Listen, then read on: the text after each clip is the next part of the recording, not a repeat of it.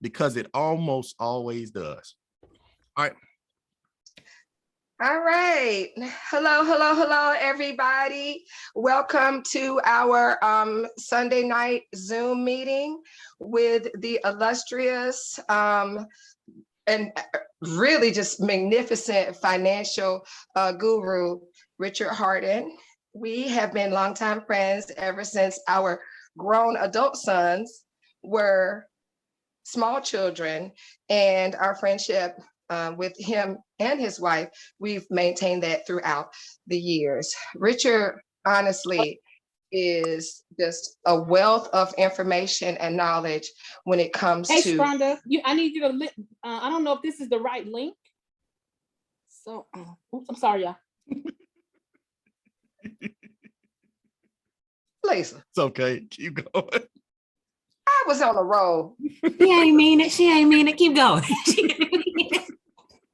Yeah. Girl, me and Lisa go way back, so I'll get her later.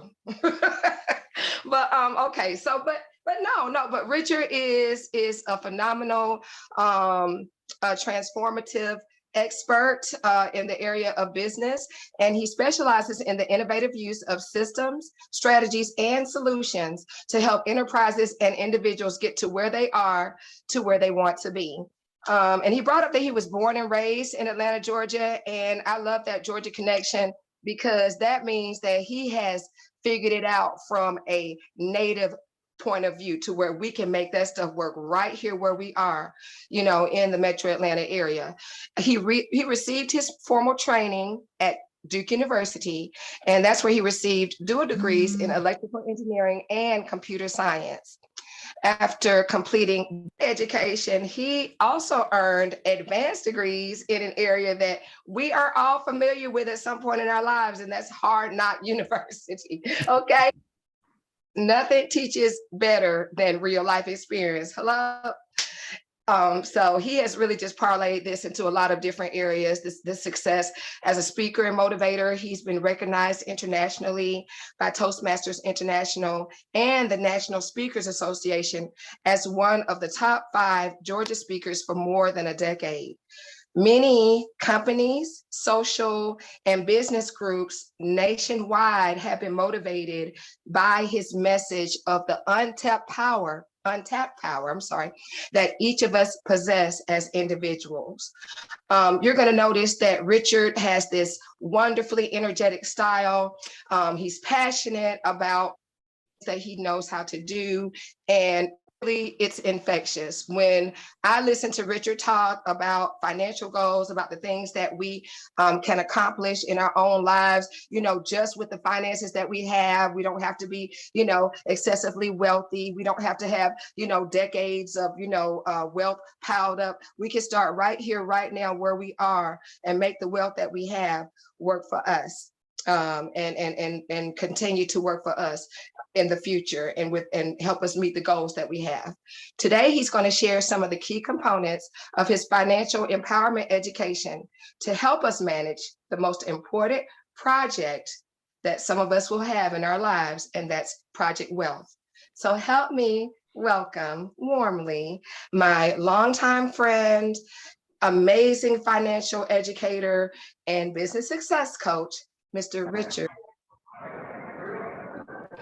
Oh man, my goodness. That is quite an introduction. Denise, your check is in the mail. I was wondering about, but you know, I thought we were gonna bring it up late, but that's okay. Let's go. I was thinking about what am I gonna have to do next? I might have to float across the room to impress y'all. But this is what I want to tell you about Denise. We literally have lived a small part of a lifetime together, meaning watching our boys that met as kindergartners right around the corner here at Smoke Rise Elementary School, now both 23 years of age, grown men from an adulthood and life point of view, but the lessons that we've learned while raising them together, I think there'll be a book written about how to do this thing that we do. So before I say anything about myself, these financial concepts, y'all do me a favor, give it up for Denise Wilson. No, Denise. Woo!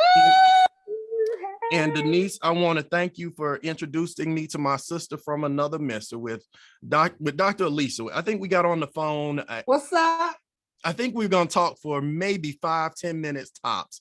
And I looked at my phone display at the end of it. We talked for 45 minutes, and I think I'd known her the whole time.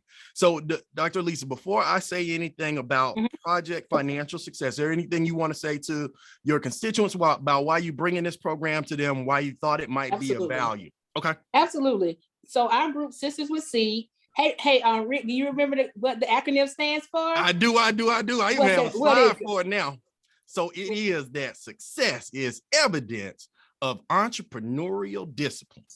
Yeah, so our group is made up of women over the age of 35 who have reached the pinnacle in their profession, in their career, whether they're teachers, business owners, CPAs, attorneys, dentists, physicians. We've reached a part of our life where we're starting to see things different in the profession, where it's the way that we live our life, whether the way that we address our family, or what is our next step financially. So what our group does is we come together and we have ideas about how do we go next level? We've worked so long. We have all of this seed in our hand. Now, what are we going to do for next? Take the seed and take that seed next level. How do we grow this seed to be where we want to be? Because we're not going to work we're not going to work 30 years. We're trying to now slow this train down, take it in another direction. What is our next step?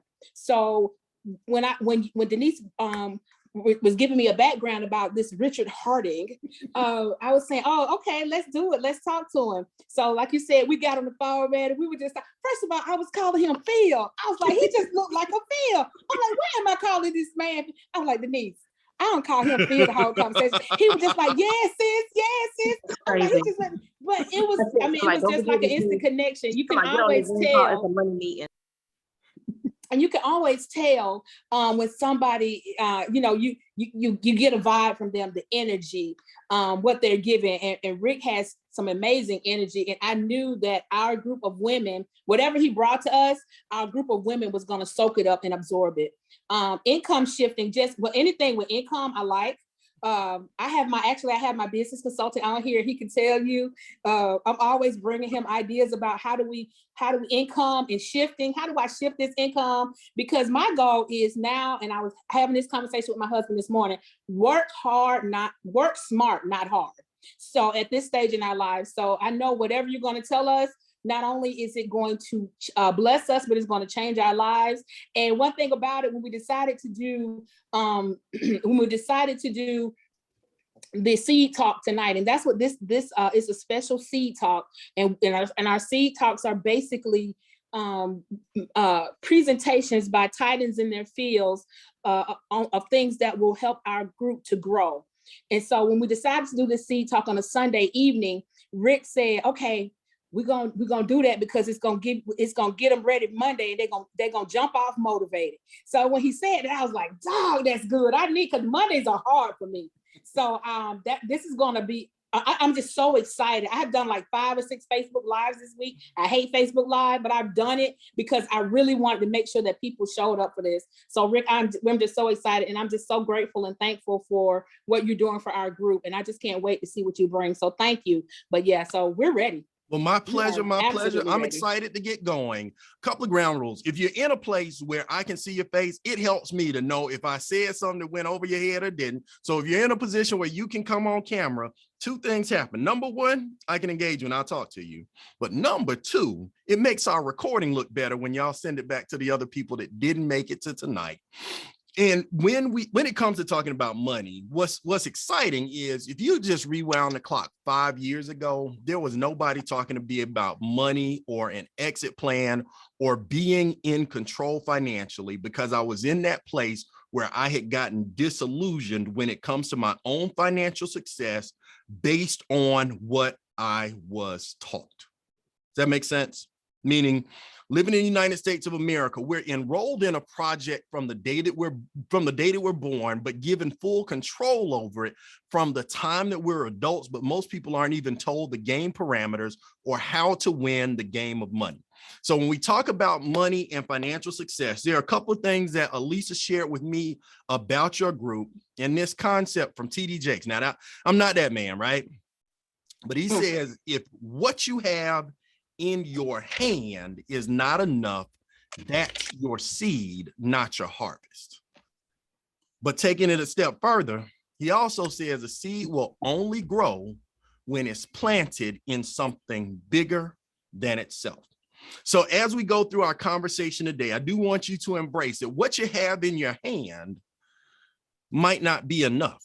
As a matter of fact, here's a concept. I was reading, remembering a lesson I was taught very early on in my career about the process of capturing monkeys in Indonesia. Has anybody ever heard of this technique?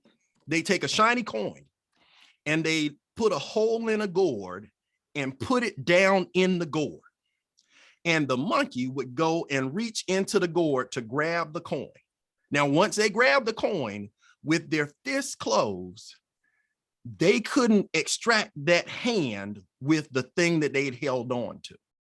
And so they were easily captured, subdued, and taken off into captivity because they just held on too tightly to something that was not serving them. I'm not a monkey, but I was guilty of the same thing.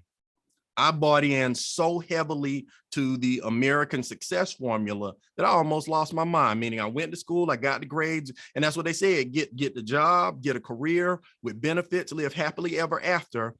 And by the time I was an adult, we were a generation past the last generation that served. And teaching our kids that same thing is just nonsense. So here's what I want to do as we talk about it. For those of you, again, SEED, I like this, so I want to make sure that this is in my recording. Success is evidence of entrepreneurial discipline. I loved y'all's name when I saw it. I said, there's some ladies that I know that should see this and should get to know you. So I wanted to make sure to introduce them because I know after this session, I won't be in your group, but these are people that need to be in the know. Who am I? Who is this dude that is talking to us so excitedly? My career, my training was in electrical engineering, computer science. So when I graduated from Duke, I got out into the workplace. I've worked at some of the top technology companies in the world. So anybody heard of IBM, Salesforce, Microsoft? And my customers run the gamut: AT&T, Home Depot, ADP, General Electric. And I was 39 years old, where I realized I managed over $100 million in revenue. But me and Nikki were at the house bouncing checks and disagreeing about finance. Anybody relate to running somebody else's business better than their own? And in my frustration, I started looking around for solutions and questioning my vaunted intelligence. Because at some point wait, let me come back out here. See, I'm on the slides, but I got to see y'all, look at y'all in the eyeball. Has anybody ever had one of those situations financially where your money made you feel like you were less intelligent than you knew you were? Yeah, I call that dumb money conversations. And what I found, Elisa, was the further I progressed along my career path, it seemed like we were running backwards, meaning there's a thing the old folks say, they say the more you make, the more they take. Anybody heard that before? Oh, if you're not on camera and you can't raise your hands, you can also always use these reaction buttons down here. I just want to make sure my technology is working and my microphone sounds nice. Yes. Yes. Here's a challenge. They never told us. Sounds nice. Check one. Oh, but as we jumped into it, the first thing I want to do today is just share who they are. Like if you just understood where the money goes and how sinisterly the system is set up to keep us working for our entire lives, paying bills until we die, you'll approach the use of your seed, meaning your income, your time, your talent, and your prayers differently. Because it's taxes, debt, inflation, and big business. I call these the 4 financial roadblocks that are draining us of the access to our financial success. And it's the way that the tax code that is set up that puts it in motion. Meaning if you think about the average American, especially those of us that were following the formula, taxes take the first 1/3 of our income, yes? And then the system is set up in a way that the more earned income we make, the more money that we make in our jobs or professions, the higher our tax percentage goes. It's not just they're taking more dollars, they're taking a bigger bite. It's almost a disincentive to keep making money, yes? But then after they take that big bite, now every dollar that you have, every dollar you save, every dollar that you earn after that gets taxed. If you buy something here in DeKalb County, it costs $1, you need $1.07 for sales tax.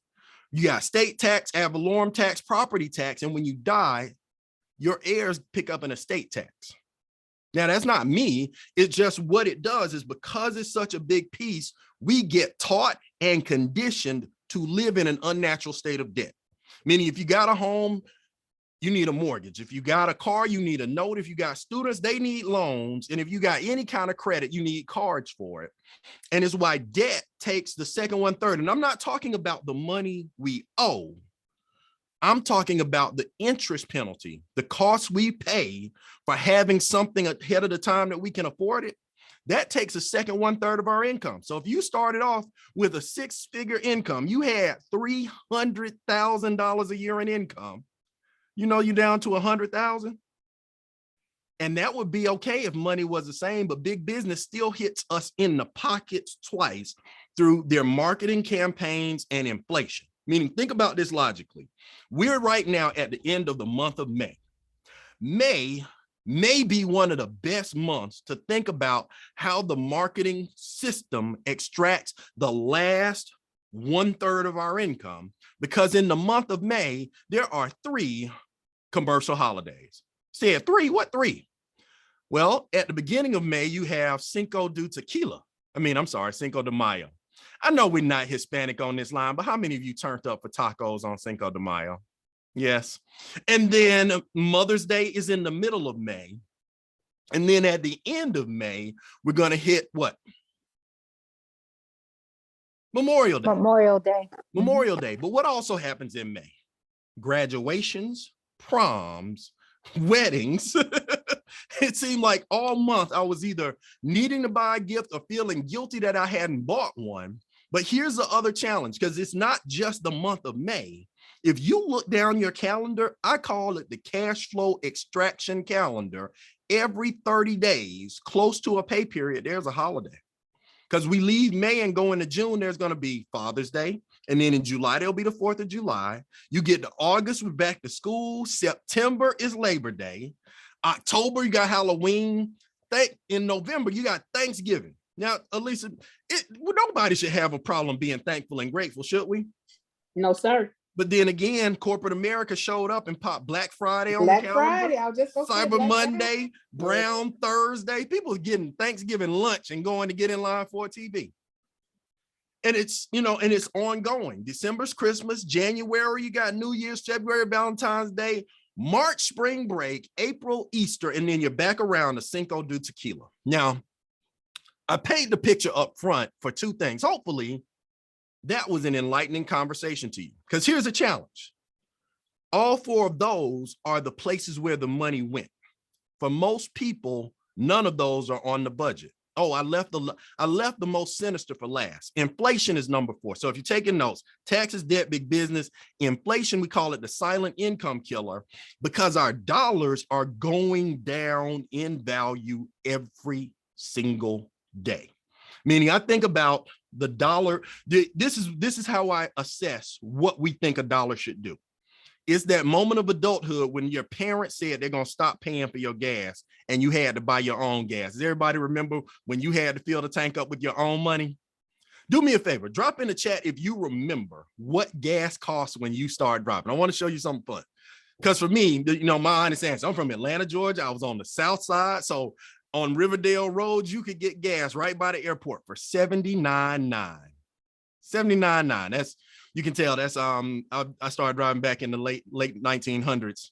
Okay, 99, 88, 99.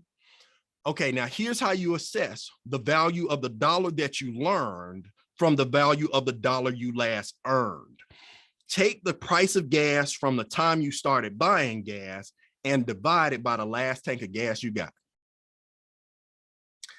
Now, I can cheat ahead because I already know that gallon of gas that was $79 that I now bought today for $4.41, my dollar's worth about 16 cents compared to what a dollar was worth when I started understanding money.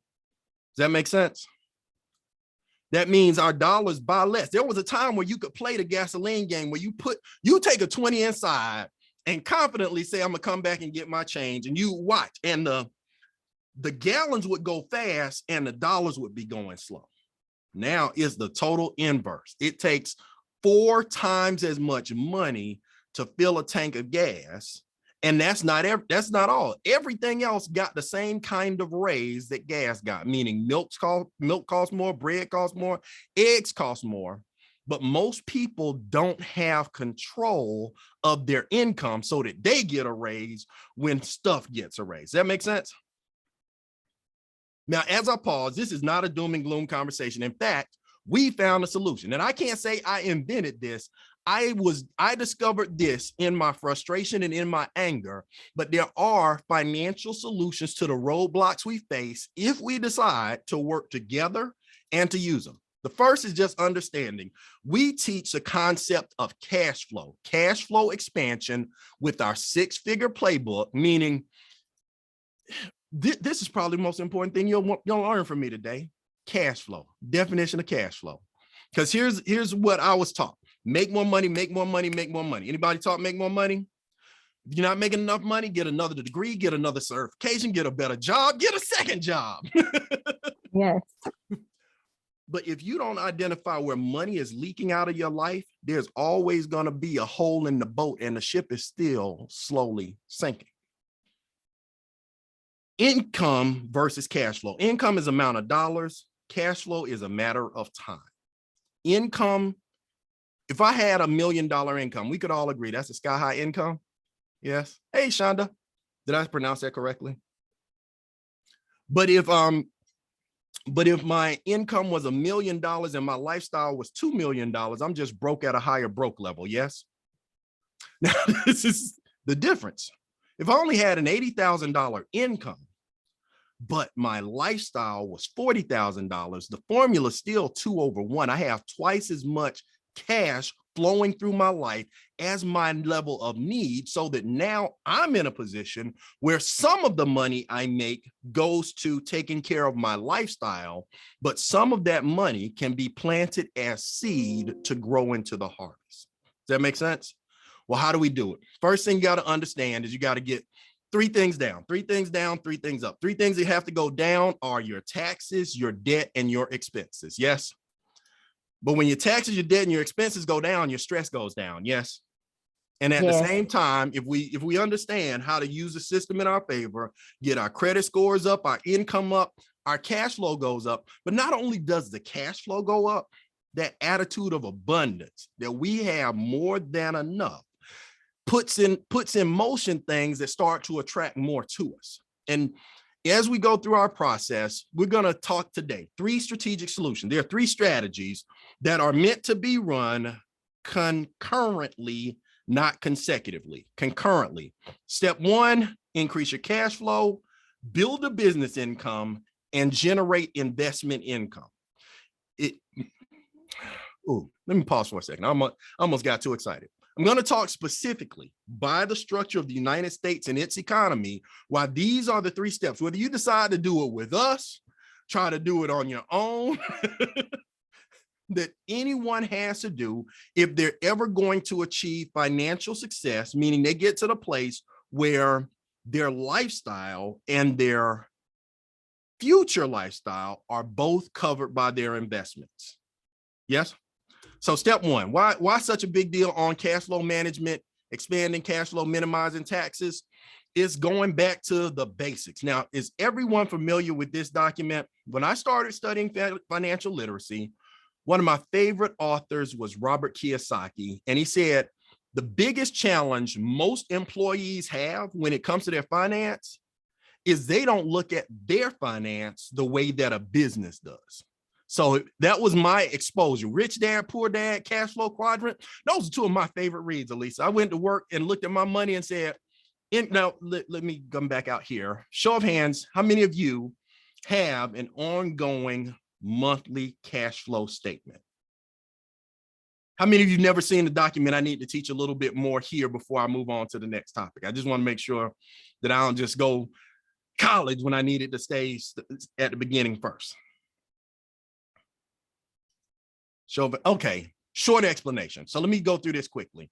When it comes to your cash flow statement, it's broken up into two parts. Your income statement at the top is income versus outgo, what came in and what went out. When it comes to your balance sheet, it's assets versus liability. What do you own and what do you owe? Now, the way that most people look at this statement, when it comes to income, that's straightforward. That's the money that comes in.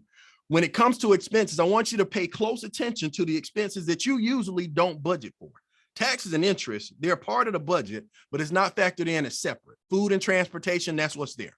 Now, when it comes to liabilities and assets, two simple definitions. I want you to keep this laser focus in your thinking as we plan for success.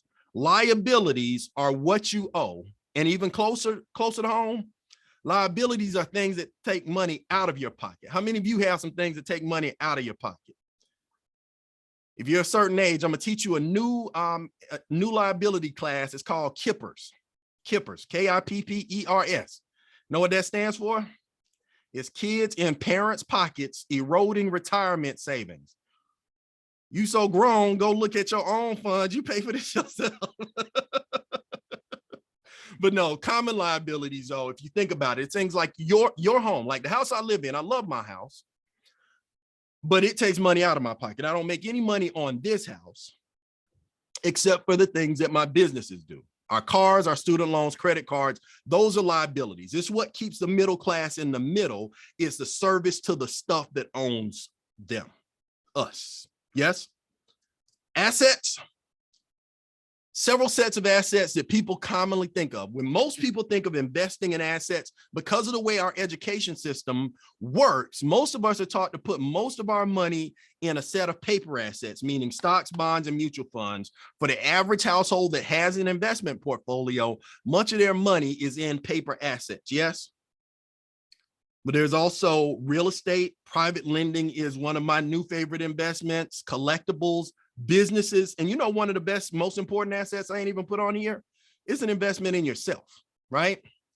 Now, it's hard to put the investments that you make in yourself on your balance sheet, but whenever you're looking to adjust and shift your income, the first thing that you have to do is actually shift your thinking and your focus. Meaning now we got to shift to a focus on buying things that put money in our pocket versus taking it out and that give us tax advantages. Yes?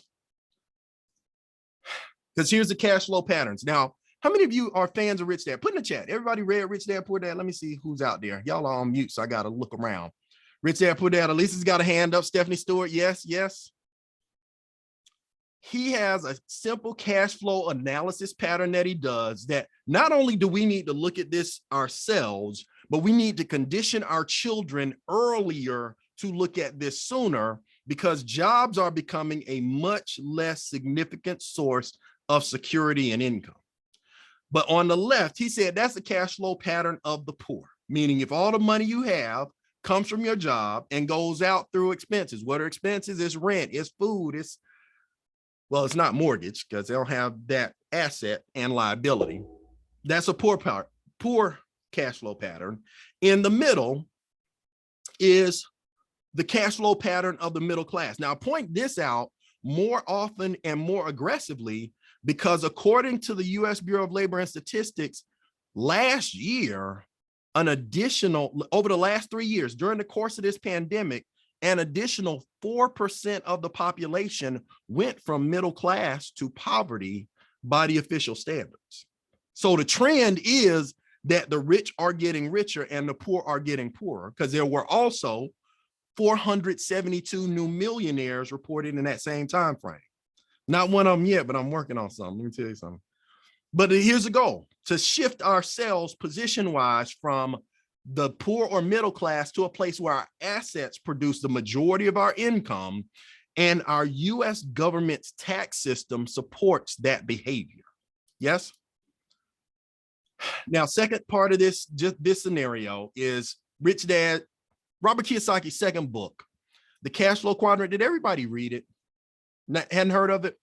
Well, here's what he said, and I'm going to talk about why he said it separately in this conversation, that there are 4 categories or 4 quadrants of money being generated for anyone in the United States. You have the E quadrant where you're an employee and you have a job. The S quadrant is where you are self-employed or you own a job, meaning you got a business or private practice where money comes in because of your expertise and because you show up, the dollars come in. B, you're a business owner with a business system, and the system does work for you and often independent of you. Case in point, I showed you guys earlier, during my days, I worked for Microsoft. Microsoft has close to 500,000 employees, but 5 of the richest men on the planet that started at somebody's job, they don't work there anymore. We're part of that business system. Does that make sense? And then the last category, I, as an investor, money is at work for you. For us to successfully complete Project Financial Success, where we've gone beyond what we did before to do whatever we want to do, even if we choose to stay in that profession, we've got to make the shift for our income to the right side of the quadrants. Those are the cash flow quadrants. I said, Richard, you spend a lot of time on that, and it's because of this, taxes. I said roadblock number 1 was taxes for everybody. Yes. But here's what most people don't think about, Elisa. The reason that the rich get richer and the poor stay poorer, it's written into the tax code, meaning there are 3 significant years when it comes to taxes: 1943, 1986, and 2018. 1943, oh, let me come out and tell you, let me talk game for a minute. 1943 was when the US government passed the law that employers could deduct money from our paychecks and pay the government directly to support the war effort. You know what happened when the war is over? They decided they liked that money and they were going to keep that model, and it was going to stay that way for everybody employed. That's the beginning of the change. Now, in 1986, tax laws came into place that made it so that most self-employed professionals, your doctors, your lawyers, your architects, got taxed and penalized more heavily, and the tax breaks that were traditionally available to them started getting eaten up. And then, man, listen, I don't know if y'all know everything that happened in 2018, because we had somebody who was brilliant in the White House at doing one thing while saying the other. Now, I don't say his name on these Zooms, but y'all know he was a businessman, right? The 2018 tax law significantly cut into the money that was available for us to deduct. We only get 9 deductions as employees anyway, right? But do you know that now there's a cap on how much of your home mortgage interest and insurance can get deducted? But at the same time, if you look into those years, he significantly increased the deductions available for business owners like him and his constituents. If you know the game, you don't just play the game, you got to play the game to win. And when it comes to taxes, that's where we get kicked in the neck every time we get paid. Because here's the formula. The formula is what makes a problem. W-2 income, earned income in America, is the highest tax form of income, period, point blank. It always has been, it always will be. They got to be the richest country in the world because they had 400 years of free labor, yes? And they keep it going. Like right now, if I work, if a W-2 is my only source of income, 28 to 33% of my income is taxed every time I get paid. So the formula says I work, I'm taxed, and I get to spend what's left. Man, listen, that means that I get taxed 52 times a year minimum, just based on the pay periods at the job, and they get their cut before I do, and they did no work. Now it starts to flip when we start to make the shift in income, shifting part of our income into a business. The 1099 is the transitional tax code, meaning that businesses actually get taxed differently than individuals. Meaning, Monica, if I have a business, as a business, I get to earn money, I get to spend, and I get taxed on my profits. They get taxed on what's left.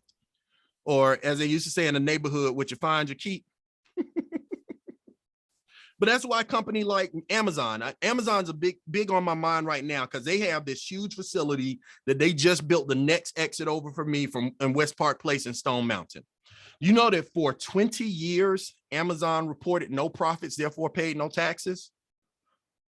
So that when they went into the delivery business, they showed up with a fleet of Mercedes-Benz trucks because they had continued to invest in their business. Am I making sense? And then this last category, and here's where we got to understand: money making money.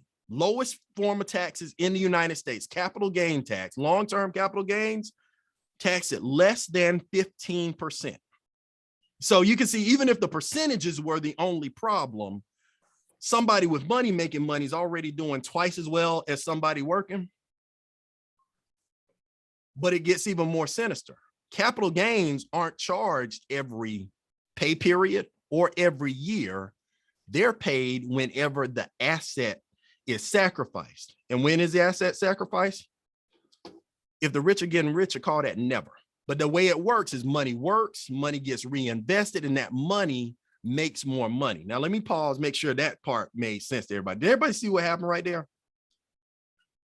It's called being, if somebody comes and robs you in the street, they point a gun at you, they don't shoot you, but they hit you with it. That's called getting pistol whipped.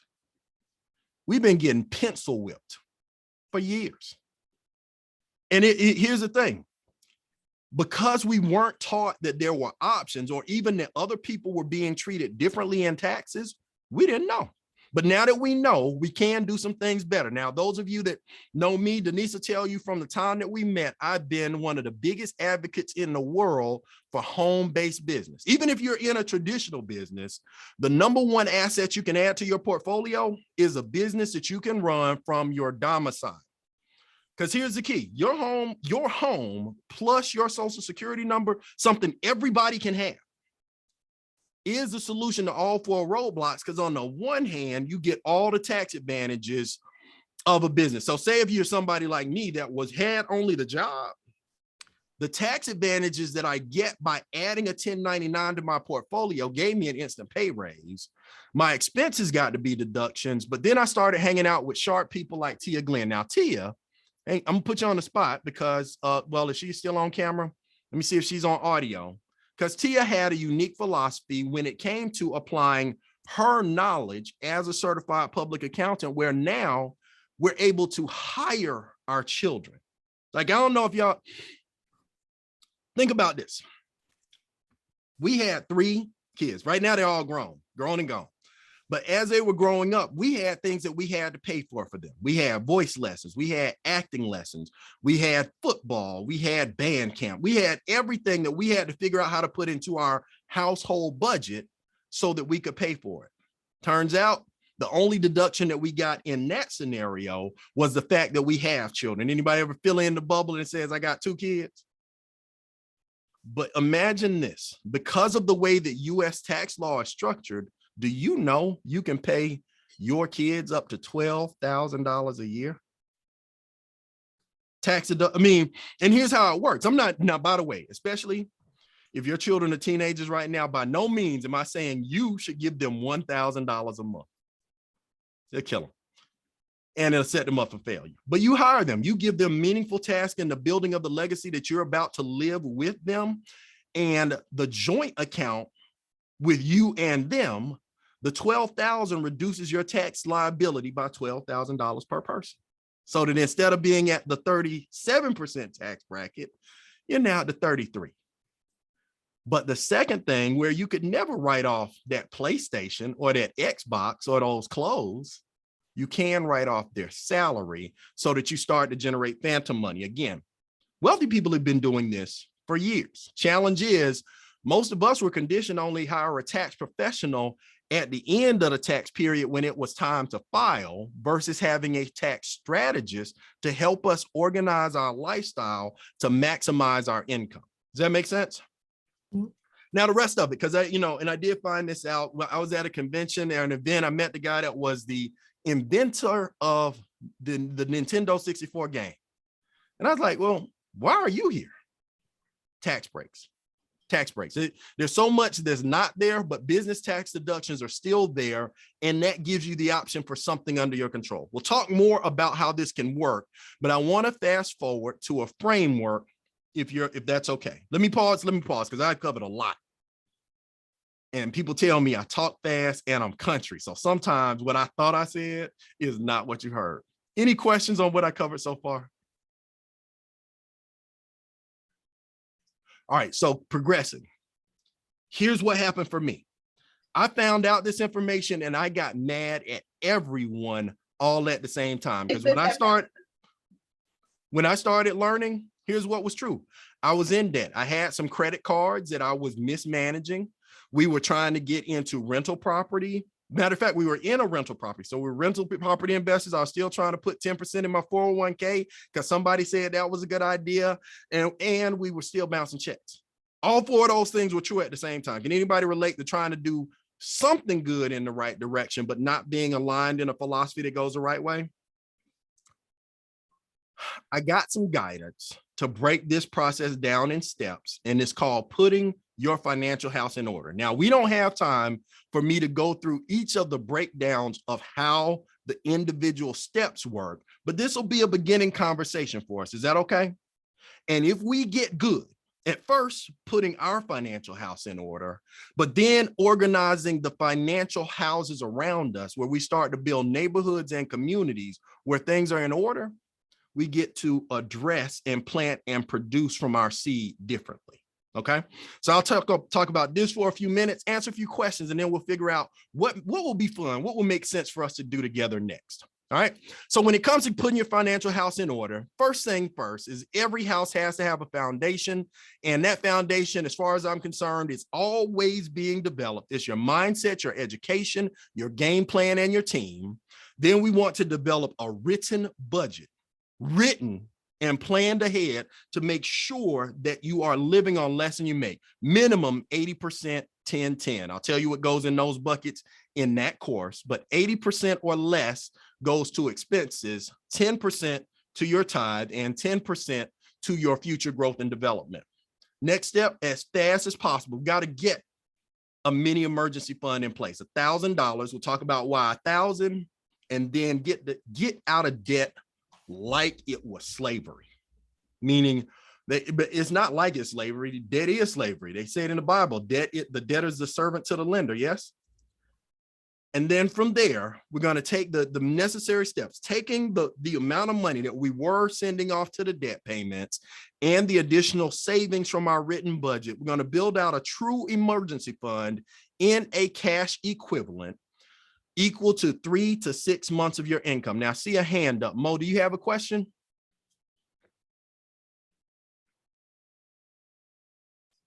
Paging Mo. Mo's got a hand up.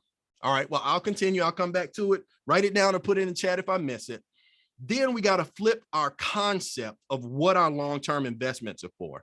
See, Dr. Lisa, I had one of those conversations with my financial planner from Fidelity back in 2017. And they were saying, well, you need to get your 401k up to about $4 million to be able to retire at your level. I was like, how the hell you know? I mean, I'm sorry, I ain't mean to cuss, but for real, like, who knows what we're going to do? But the first thing that we got to do as we're doing our long-term investing is have an eye on the prize of income as the outcome. Meaning the first tier of investing, as far as I'm concerned, is getting to the place where you have enough passive cash flow coming from your investments that even if you choose to work, you don't have to.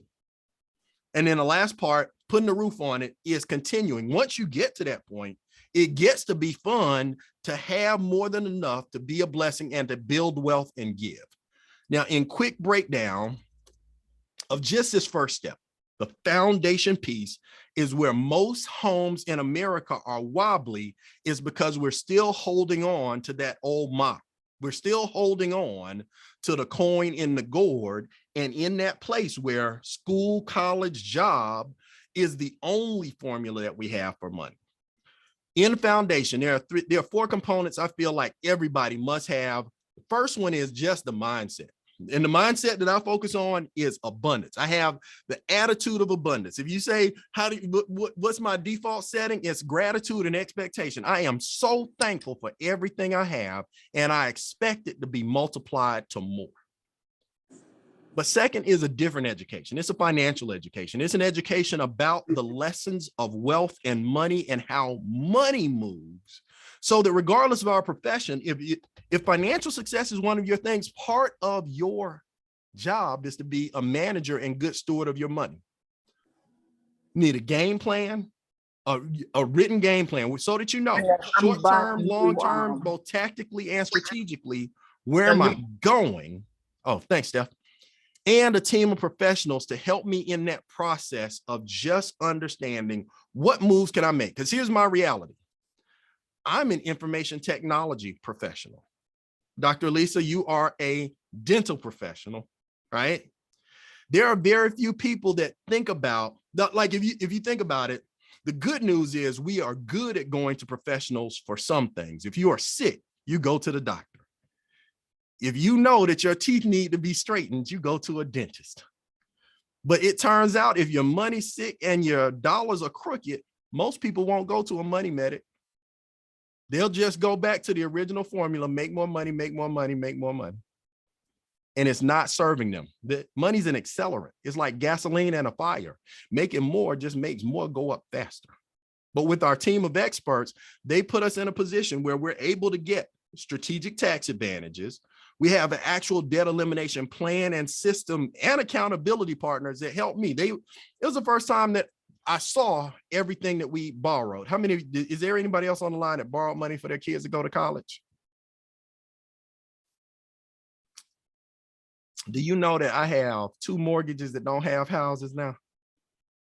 Like, it's hundreds of thousands of dollars that went into that student loan decision. And the challenge right now is for them to be able to make as much money in 1 year as we borrowed for their 4 years. 10 years out of school, they hadn't done it yet. So but here's how that lined up for me. Nikki and I looked around at that sad place, 45 years old, $750,000 in debt, wondering what are we going to do about it? We got plugged in with our debt elimination system, our debt elimination experts. They looked at our plan and our cash flow, helped with some suggestions to where we would have been in debt for 25 more years. Pia, 25 more years. So that'd be good and old, down to 6 years. So we'd be debt free at this point, 4 years from now, and then a strategy for shifting that money. Now that it's not going into service for debt payment, shifting that money into investment so that we'll be debt-free millionaires 9 years from now. That's powerful. Or sooner. Some things can happen, make that faster. So recapping, let me skip this. Let me say, let's do this tonight. Right, make a written budget. How many of you have a written budget? It was Financial Awareness Month last month, so I was all over the country teaching budgeting and budget processes.